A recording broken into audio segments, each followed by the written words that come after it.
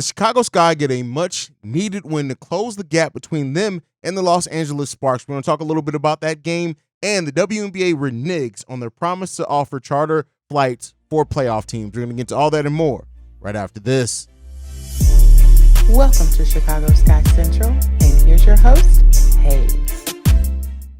What's going on, Sky fans? Welcome to another episode of Chicago Sky Central, your number one spot for everything Chicago Sky and WNBA related. I'm the host, Sir Haize, but more importantly, you guys can follow the channel at Chicago Sky Pod on every social media platform we're on. With that being said, let's go ahead and get into the content for today. First up, the Chicago Sky get a win over the Los Angeles Sparks. And in the last episode, I talked about how important this game was to keep the Chicago Sky's playoff hopes alive. Had they lost this game, the Chicago Sky would have taken the Los Angeles Sparks would have taken a 2.5 game lead over the Chicago Sky with only 4 games left by the Chicago Sky. Now, with the Sky winning this game 76-75, it closes the gap at only a half game with 4 games left for the Sky and 5 games less for the Los Angeles Sparks. And this was a game where the Chicago Sky had a big third quarter, but in the fourth quarter, they could not score a bucket for a little period in time, and it looked like the Los Angeles Sparks were going to take this game for a little bit, but the Sky end up picking it up. Kalia Copper scores the last 8 points in this game to push the Chicago Sky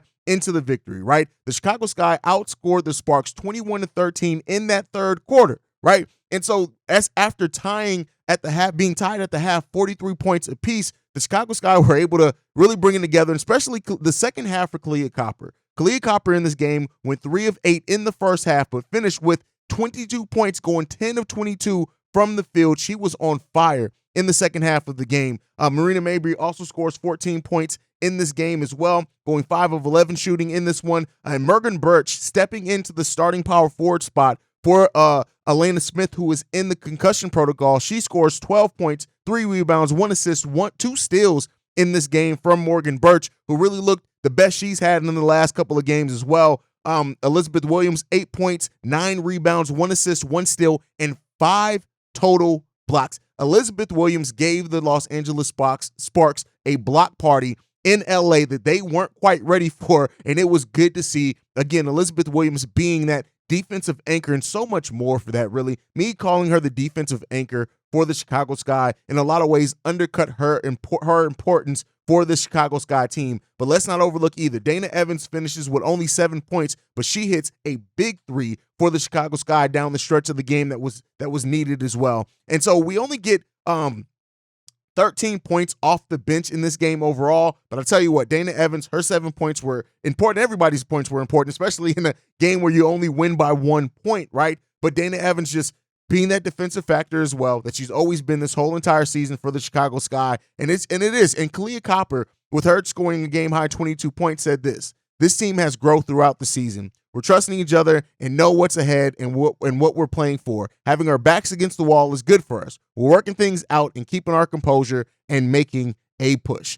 Listen, the Sky have a tall test ahead of them. And if they do not make the WNBA playoffs this year, it's going to be, you can look at the injuries, you can look at the coaching change, you can look at the Chicago Sky have a lot of reasons why if they don't make the playoffs, on top of the players that left in the offseason, things like that, where it would make sense, right? You can't really blame them too much. But this Sky team, yes, in different periods of the season has shown so much heart and determination that you root for this team. You feel good still rooting for this team. Like I said, it's not going to be easy for the Sky to make the playoffs. I do not want to undercut it just because I'm a fan of the Chicago Sky. Yes, they have a chance, but it's going to be a super tall test. We have the almost this whole week off. We don't play again till Sunday, in which we face the New York Liberty on ESPN2, I might add. So make sure you guys tune in for that one. But then we finish out the season against the Fever, against the Minnesota Lynx, and against the Connecticut Sun. Those are our last 3 games of the season. And I don't want to act like the game against the New York Liberty is just going to be a wash from the get-go.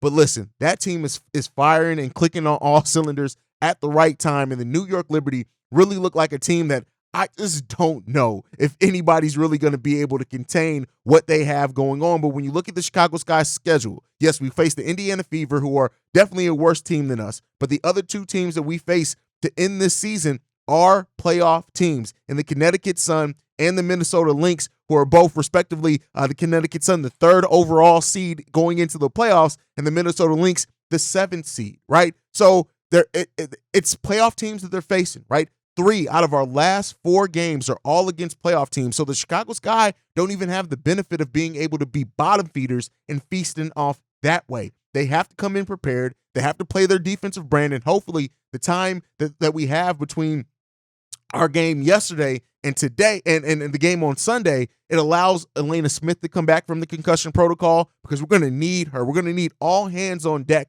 for most of these games that we have going on to finish out this season. And so we're down to the final 4 games for the Chicago Sky, and it all matters here on what's going to be and what this season is going to be for the Sky, right? And so the Sky find themselves in the rush for the final 5 playoff spots. All the top 3 teams are already locked in. When you look at the Las Vegas Aces, the New York Liberty, and the Connecticut Sun, they're locked in. And then the Seattle Storm and Phoenix Mercury are out. They've already been eliminated from playoff contention. But the Chicago Sky cannot overlook and not come in prepared, because I tell you what, the Los Angeles Sparks, while they for the long part of the season were below the Sky in the standings, they have players down there that have been part of huge playoff runs, that they understand the importance of the moment. So you cannot overlook that, right? And so we'll see with the Chicago Sky, if they're prepared, if they can come in, how well they're coached, right? We talked about some of the coaching search and things like that, because the Chicago Sky are going to go into the offseason, and it could be another large offseason for change.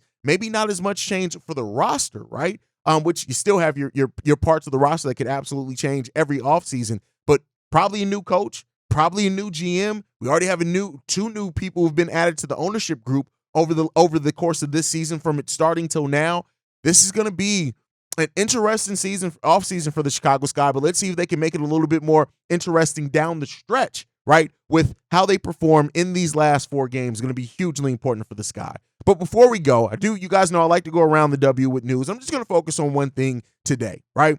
The WNBA had initially stated that there will be a charter program for playoff teams. Well, now that's been reneged on. There are definitely scenarios in which teams are going to have to fly commercial flights. Now, here's the for each series, a team will be able to use one flight or chart before the next round. So here it goes. They can take a charter flight home and then take a commercial flight to the next round. They can either take a commercial flight home and then charter a flight to the next round, or they can charter a flight directly to the next round. But considering the break period between playoff series, that means that they can be away from home for a long, extended period of time. So for the teams that have home court advantage through the first couple of rounds of the playoffs, that really doesn't matter, right? But when you look at the other teams that are going to be traveling, this is way different and well off from what the WNBA initially said was going to be the charter program for this offseason. And so naturally, it's led to more frustration once again from WNBA players about the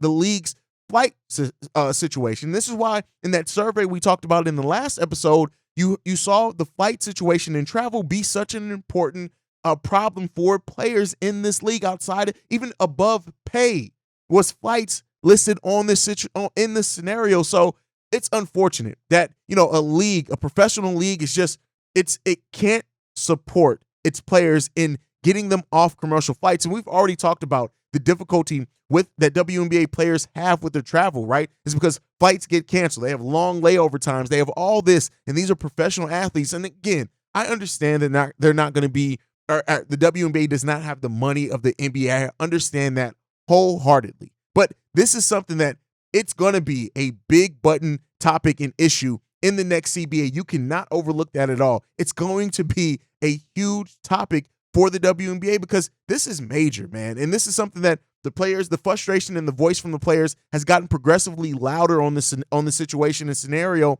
over the course of the season. And so we're going to see how seriously the WNBA takes it, right? And what they end up trying to fix it. But it's going to be a tall test, man. And it's going to mean that a lot is going to have to change about the travel structure for the WNBA, man. So we'll end up seeing, man.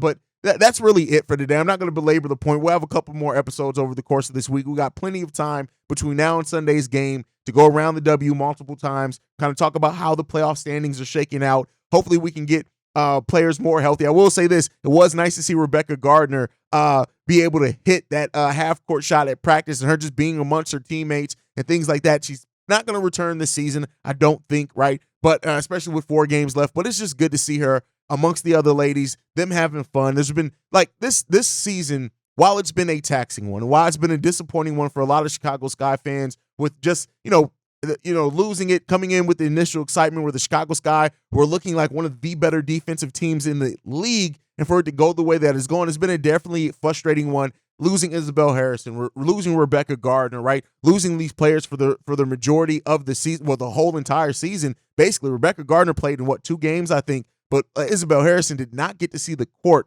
in the regular season. It's unfortunate. And so, what could have been is always going to be a thought process, but I will say this, whoever comes in and steps into that GM role for the Chicago Sky has to figure out a way to get it together, and they have to, as well as find a coach, find a GM that really brings that vision together, because they're not going to have a lot of assets at their disposal. And so locking in Kalia Copper is going to be the first order of business, and it's going to be an important one for the new GM of the Chicago Sky, because that drastically changes the direction of your franchise if you cannot convince Kalia Copper to stay with the Chicago Sky. But hey, we'll talk about that. We'll have all season to talk about that. Let me know your guys' thoughts down below. I need more interaction from you guys. Sound off. I know WNBA podcast is not going to, get as much interaction and things as some of the other ones, but I want to hear from you guys. So make sure you guys sign off and sound off, I should say, on that. But make sure you're following the show at Chicago Sky Pod. You can send us any feedback, questions, comments, concerns, ChicagoSkyCentral@gmail.com. And then lastly, if you want to leave a text message and our voicemail that we do share with Chicago Bulls Central. So if you hear that on the voicemail,